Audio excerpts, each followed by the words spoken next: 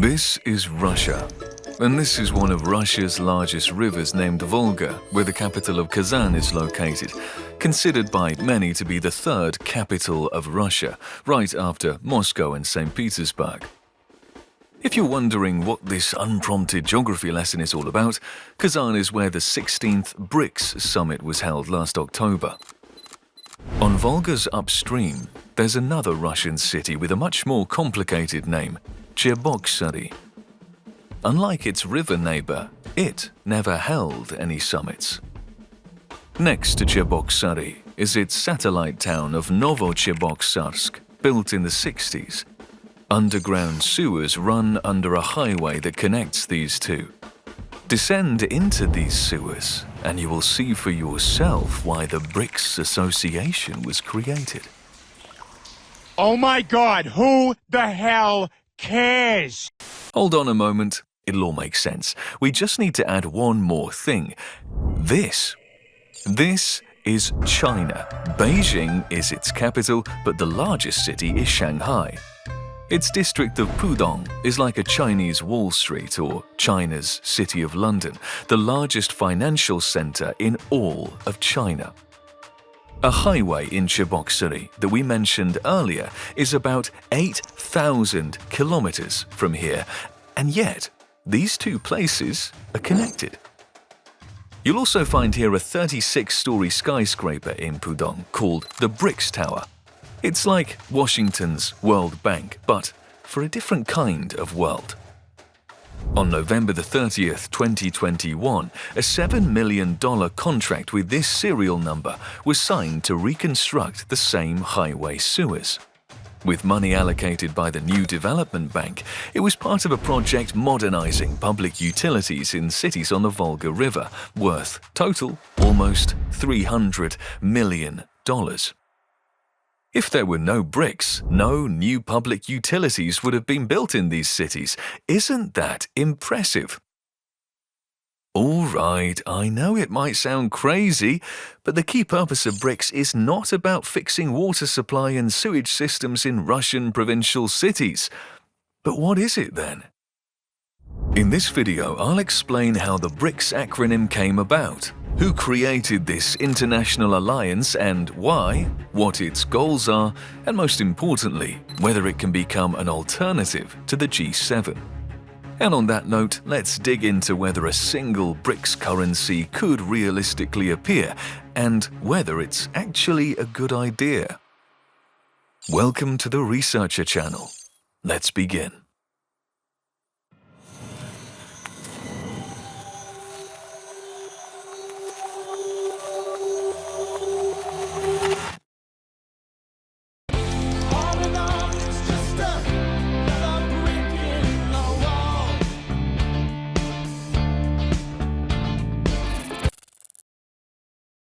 Meanwhile, the BRICS have done nothing to effect meaningful organizational or structural change within international institutions.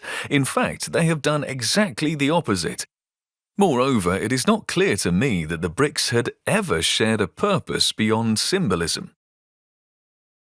Last year, a former top manager of the Royal Treasury, Lord Terence James O'Neill, wrote this right before the aforementioned Kazan summit. So why the heck should we listen to some wannabe expert? Well, because he's not exactly as unknown as he might seem. Back in 2001, Jim O'Neill, who wasn't a lord yet, just a department head at Goldman Sachs, put together an 11-page research paper called Building a Better Global Economy, BRICS.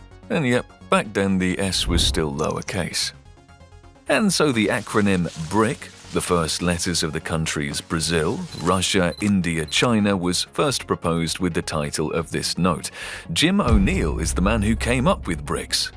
Quite symbolic. So, what did this respectable analyst have to say? The nominal GDP of the G7 countries at that time was 70% of the world total, while the BRIC economies did not even account for 8%. China, of all things, was only 3.5%, and Russia's share was less than 1%. However, the gap narrows if we instead look at purchasing power. Only 50% of the world's GDP comes from the G7 and a considerable 23% from the BRICS. That's not too bad at all, especially if you consider that back then there were only 4 countries in BRIC, and in the G7, well, 7. Sure, but there are enough people in India and China alone to fill the entire G14. True. At the turn of the millennium, Brazil, Russia, India and China were still low-income developing countries whose economies could not even come close to competing with the shine of Europe or the US. Despite all this, O'Neill already then saw immense potential in them. He foresaw the share of BRIC in the world economy in the next 10 years growing to 27%, with all the prerequisites for this being there. During the decade, China was becoming a global exporter of goods, India, with its cheap labor and a billion-strong population in the future, would become a supplier of services, Russia would provide the world with fuel and minerals, and Brazil with agricultural products. The BRIC acronym also matched quite nicely. A name that makes you think of a literal brick, although a suitable country for the letter K was never found. These BRICS were supposed to become a foundation of the entire future world economy. Later, South Africa joined the list. It fits right in the end with an S, making it sound plural. By the way, in Russia the acronym would sound like BRIOKI, which means pants, but for whatever reason they decided to use the international version. I mean, imagine how the headlines would look in Russian news. Pants to create their own currency. And after Argentina and Iran expressing their desire to join in 2022, the Russian pants could have turned into a whole Pantera. Pantera strikes against the unipolar world. Alas, Pantera was not to be after Javier Milei came to power in Argentina and made it abundantly clear that they had no intention to participate in this ambitious project. Surprisingly, Jim O'Neill proved to be quite accurate in his prediction, a rare sight for any economic forecast. He imagined that in 10 years since the paper, the BRICS would be able to take another 4% of the world economy, increasing their total share to 27%. And indeed, by 2010, the association had it at 26%. Another 10 years and the BRICS got on par with G7, their respective GDP both were 30%, with the caveat being that BRICS countries' figures rose up to these values, the sevens sunk down to them. As the G7 share continues to fall and the BRICS share continues to grow, the trend is still ongoing. Looking back at it, 20 years later, it does feel like these words of the Goldman Sachs analyst were prophetic. Following on from the above, it seems quite clear that the current G7 needs to be upgraded and room made for the BRICS in order to allow more effective global policy making. A new world order is shaping right before our eyes, with Russia, India and China replacing the US and Europe as its frontrunners. But the world isn't so black and white, is it?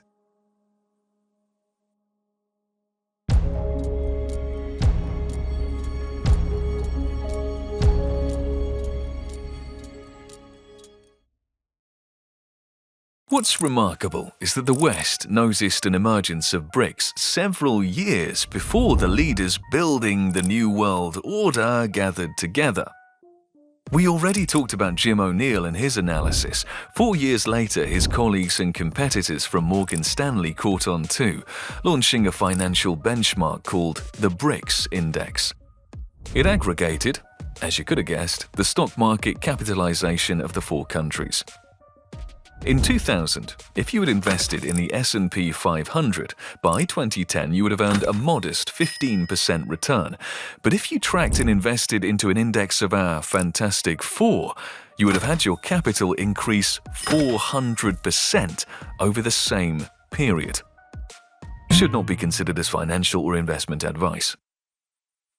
The actual BRICS we know today only began to materialize a year after the creation of the market index. In 2006, on the sidelines of the UN General Assembly, the heads of foreign affairs ministries of India, Brazil, China and Russia, gathered by Putin, agreed to develop quadrilateral cooperation. Right before that, the ministers of economy of these countries had met at an economic forum in St. Petersburg. This is where the history of BRICS began. What was a Morgan Stanley stock index became a real international political association.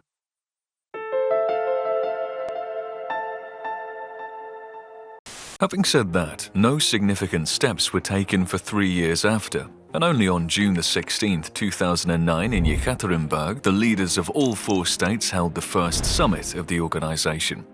From that day forward, the association began to forward full-time. The meetings became an annual occurrence. Developed countries had their Group of 7, the developing Group of 4. South Africa would ask to join BRIC a year later, and the new G4 turned into a newer G5, finally forming as the BRICS we're familiar with today. Russia at that time was still playing both sides, both simultaneously in BRICS and the Group of 7, then technically Group of 8, until in 2014 it was disqualified from the latter.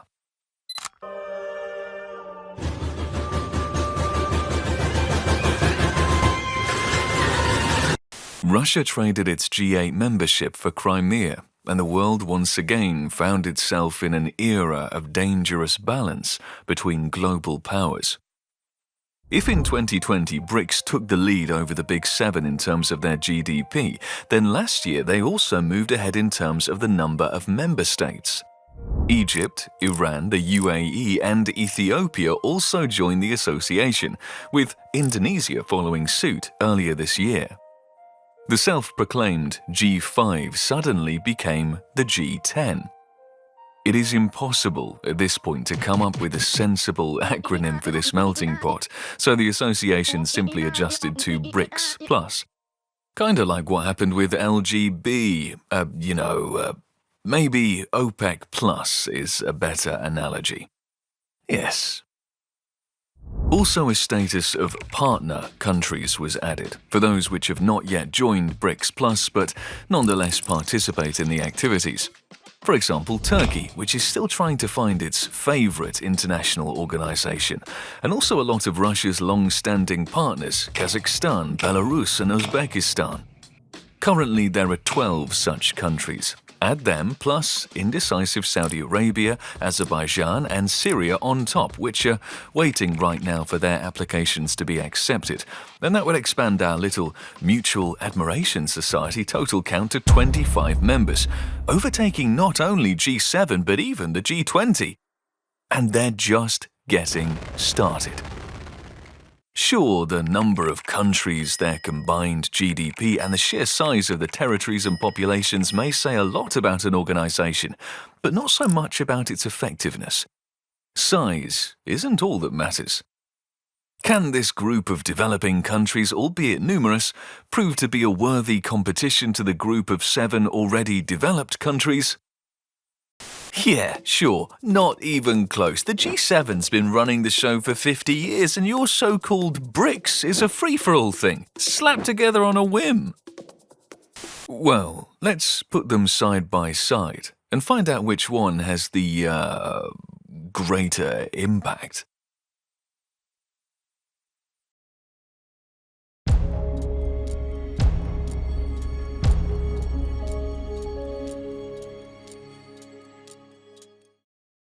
Let's make a checklist, what every reputable international organization must have. 1. It should have a founding document, a treaty or a charter. 2. It should have headquarters and a secretariat. 3. Its decisions should be binding on the member countries. This means that all activities of this organization should be based on some kind of agreement, recognized by all participants of the private club. How does BRICS score? No charter, no headquarters, and none are planned. Same thing with a secretariat.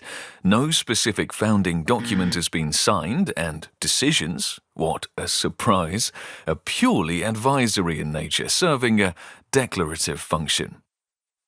Our verdict: BRICS is not an actual organization. It's an annual forum where several countries discuss global politics and vouch for all things to be bright and beautiful.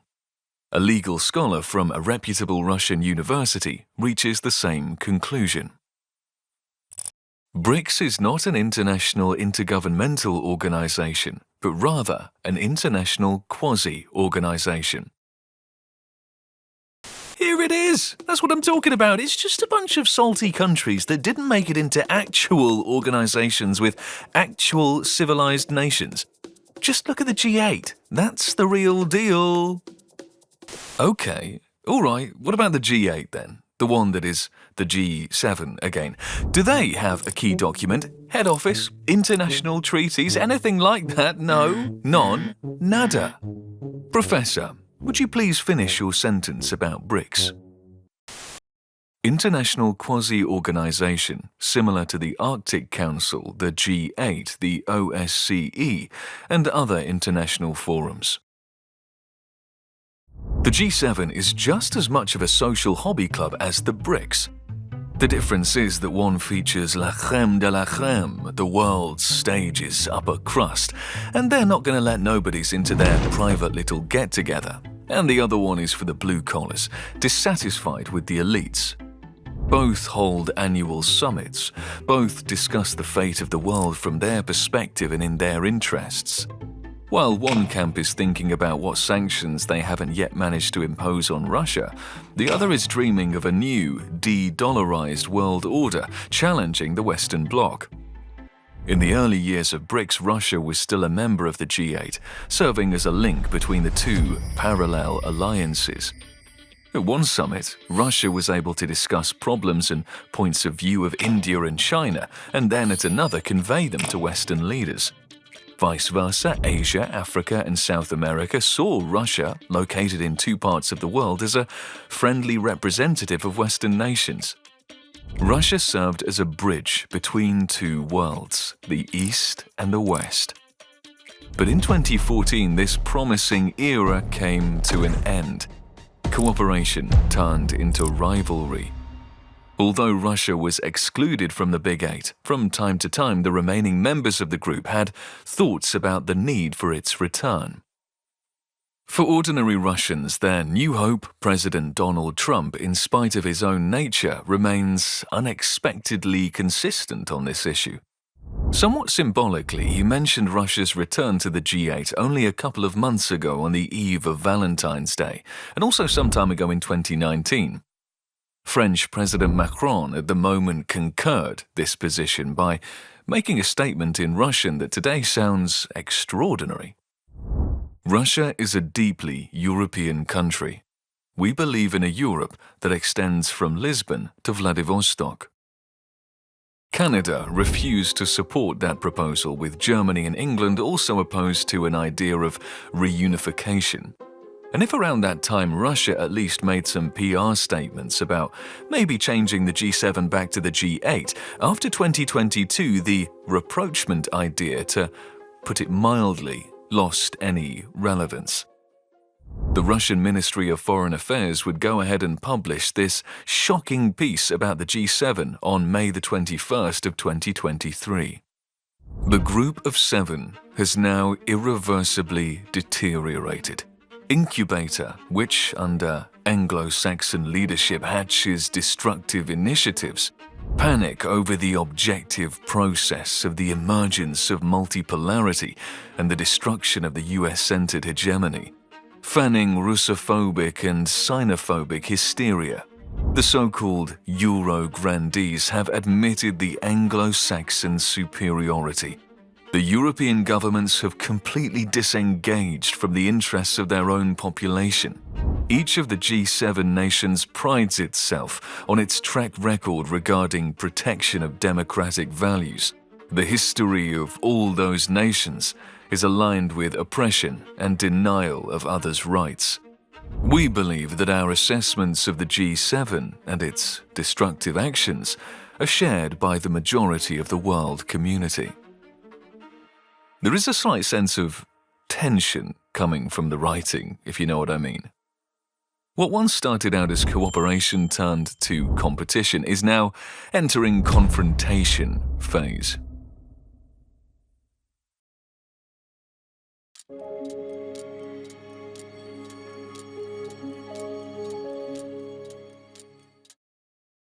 Take a look at a photo which has circulated during last year's BRICS summit in Kazan. Putin holding this in his hands, and then with a smile on his face handing the banknote to the governor of the Russian central bank, Elvira Nabiullina. The news went viral with a narrative: President Putin presented the world with a single BRICS currency. This, of course, is no currency at all, but as the press secretary of the Russian president called it, quasi-money or a model of a currency. This fascinating piece of paper was printed at a private Russian printing house at the initiative of its owners, and one of the summit participants simply gave it to Putin as a souvenir. The Russian central bank's governor was not impressed. This little performance, however, has started a whole wave of rumors that BRICS will soon create its own currency and put an end to the hegemony of the dollar in global finance. Speaking of, we plan to cover this subject in the upcoming series of videos, so don't forget to subscribe to stay tuned.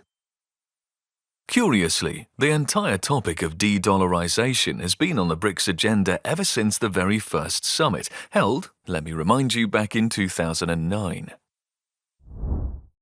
Russia particularly was keen to reduce the dominance of the US dollar as the world's key reserve currency, but the communique issued at the end of the summit spoke only of the need for a more diversified, stable and predictable international monetary system.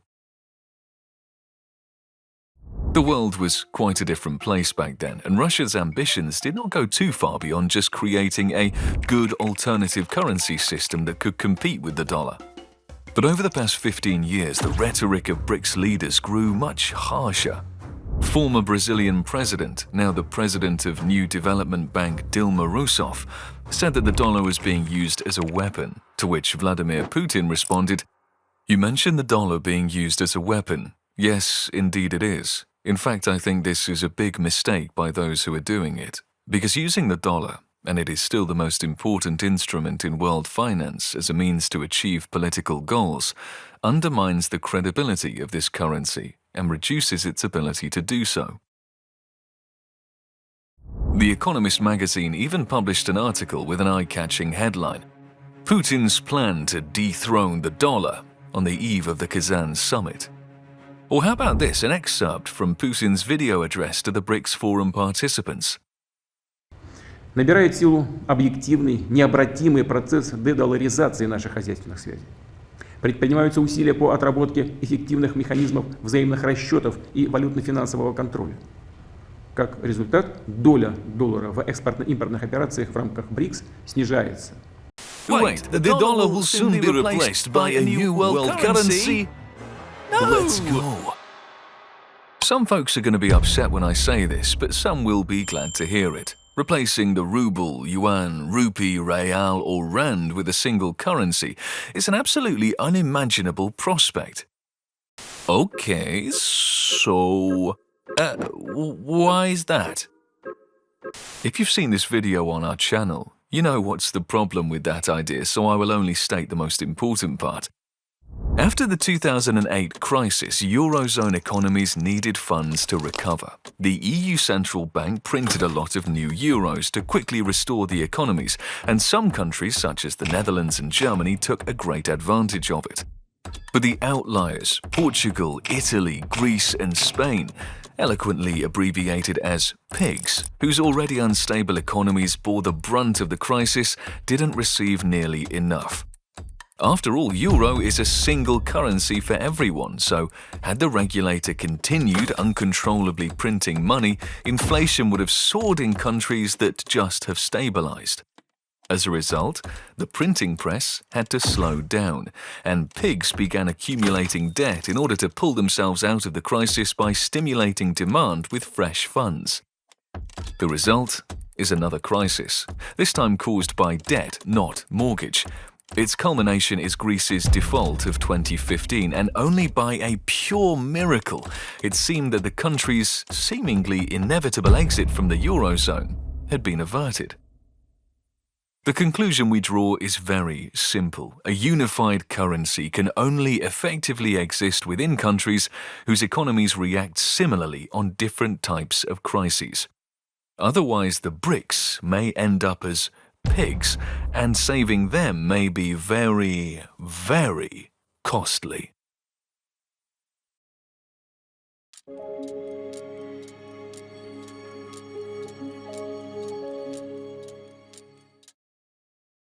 Let's for a moment put that in perspective for the BRICS, considering just Russia and China.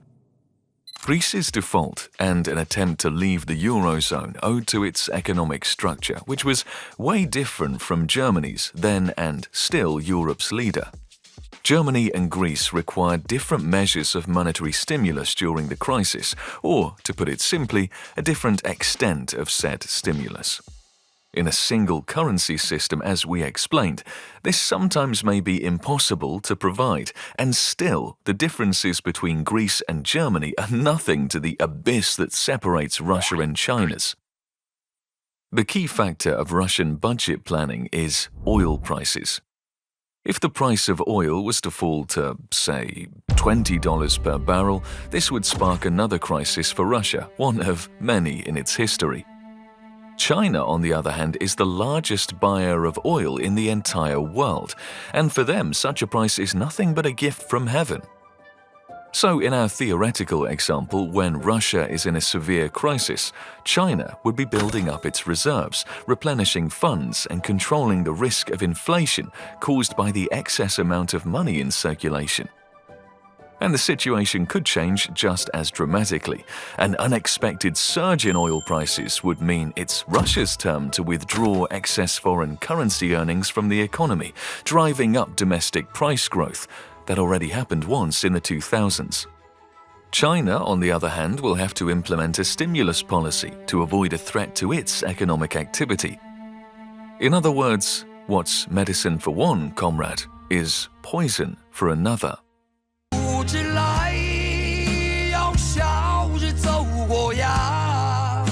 Now let's imagine that Russia and China have a common currency. When its stock should be expanded and when should it contract, if one country's predicament means the opposite for the other? When the rate is high in one country, it would need to be low in the other, and vice versa. The BRICS central bank, even if we're going to assume that it will happen in the future, simply wouldn't know which monetary policy to conduct, hard or soft. Whatever it would do, someone would not be pleased. And now let's go back to the point that BRICS is not 2, not even 5 anymore, but as many as 10 countries, with some significant differences in structure between their economies. Do officials in BRICS countries understand this? They don't understand nothing. Their big talk don't move no bricks. Можно рассуждать о единой системе расчетных платежей и расчетов среди дружественных стран, предположим, странах БРИКС. БРИКС, да, например. Да, вполне возможно. Какая валюта будет расчетной? Ну, это может быть какая-то наднациональная, условно, расчетная единица. QED. And once again, media's misunderstood economic messaging shapes the view of ordinary folks. There was never a talk of a single BRICS currency. It was a discussion exclusively for a medium of trade exchange. Here, the Russian Minister of Finance, Anton Sulyanov, did not propose, as he called it, a supranational unit of account, taking the place of neither ruble nor yuan. Not as a replacement of existing currencies of the BRICS countries, but as an addition to them for international trade settlements between the participating countries, finalizing transactions in their own currency analog instead of United States dollars. Using it for everyday transactions, paying salaries, issuing loans, and other payments is just not in the picture. The Russian Minister of Finance states the same. We observe potential opportunities for discussing the establishment of unified settlement systems. This could take the form of a unit of account specifically for BRICS member states. Rather than a single currency akin to the euro in the EU, this unit of account would serve as an alternative to the US dollar, facilitating the pricing of commodity supplies and benchmarking certain goods. The objective would be to reduce dependency on a single currency or a singular issuing authority whose monetary emission mechanisms may lack transparency. Makes me want to know how the rate of this new currency is planned to be determined. How many rubles or yuan for one BRIC? Although there is an easier method of de-dollarization, and one that is already being used in some measure, simply replacing the dollar in payment means with yuan. But then it would just be the same crap in a different packaging. If today the whole world is bound to the American currency, then in this scenario, half the world will account everything in dollars and the other half in yuan. Two poles, the US and China with their list of satellite states. Get an American grant or get a plus 100 social credit from the party. The choice is yours. Either way, here's the deal. Replacing national BRICS' currency with a shared currency similar to the euro in the EU is a suicidal idea, ask the Greeks. But implementing a supranational unit of account for inter-country transactions is an impressive and commendable undertaking, except a notably difficult one to achieve. 2022 marked a period of many audacious statements. The Russian economy will collapse, Europe will freeze, Georgia will join the EU any minute now, and after all the sanctions, seizures and measures imposed on Russia, the dollar will inevitably implode. The big brother China is already eyeing the role taken by the US and its dollar. Sure enough, yuan use in international SWIFT payments has doubled in 4 years. And that would be a spectacular result if not for the low base effect. The twofold growth provided the yuan with a modest 4% of global trade. While the dollar, which many predicted would fold, on the contrary only increased its use by 10%, used in almost half of all transactions. The only victim here is the euro. Its share actually suffered an almost twofold collapse. It is worth noting that there is indeed a subtle trend towards settling trade in other currencies, but the dollar is not going to give up without a fight. During the periods of global turbulence, it somehow manages to eat up an even larger share of the pie. Ideologically, anyway, it does make sense for the BRICS countries to reduce their dependence on the dollar and bypass Western banks for some of their payments. Sure, why not, right? Yeah, I guess. The truth is, as it goes, somewhere in the middle. On one hand, there is a vision of BRICS as a force overthrowing the current balance of power and the global hegemony of the dollar. On the other, as a useless quasi-organization needed only for Comrade Putin and Comrade Xi to amuse themselves. If we only view the BRICS as a simple grouping of countries, then we must remember that the same applies to the G7, but few would imply it as being worthless. The key feature of the G7 is unanimity in decisions and similarity in political structure. The BRICS is far more of a ragtag team with members' interests often contradicting each other. Some, for example, prefer to cooperate with the US, while others use hostile anti-American rhetoric in the interests of their domestic and foreign policies. Back in the day, 2010, the admission of South Africa was already raising many eyebrows, and now when BRICS Plus includes, for example, the UAE and Ethiopia, it is becoming entirely unclear what unites these 10 countries. When so many different countries with diverse and sometimes even opposing interests gather at one table, it's quite tricky to make any decisions. Today, the same is being said by the very analyst from Goldman Sachs who coined the term BRICS. You remember Mr. O'Neill, right? This, by the way, is one of the reasons why the United Nations is often so ineffective. Even though it fully meets the criteria of a real, full-fledged international organization, it's unable to resolve any actual important issue. Although there also exists another international association, the G20. It unites the G7 countries, the European Union, and the official BRICS 5. It is on the sidelines of G20 that it is easiest to find a compromise between the blocs and resolve contradictions using diplomacy rather than force. Against the backdrop of rivalry between the G7 and BRICS, which is developing into a new confrontation between the West and the East, the G20 may become the last place where countries have not forgotten how to cooperate and negotiate, just like they were doing 15 years ago. Let's hope that they will bear that in mind. In any case, taking into account recent events, it is not unthinkable to even see a union of the US and Russia against Europe, which seemed absurd just 6 months ago. If you feel like you and the whole world has lost the plot and is going crazy, don't worry, you are not alone. Who knows, maybe one day this video will be seen as an obituary of international associations that have been taking shape since the beginning of this century. You know who you should send this video to, and I'm the researcher.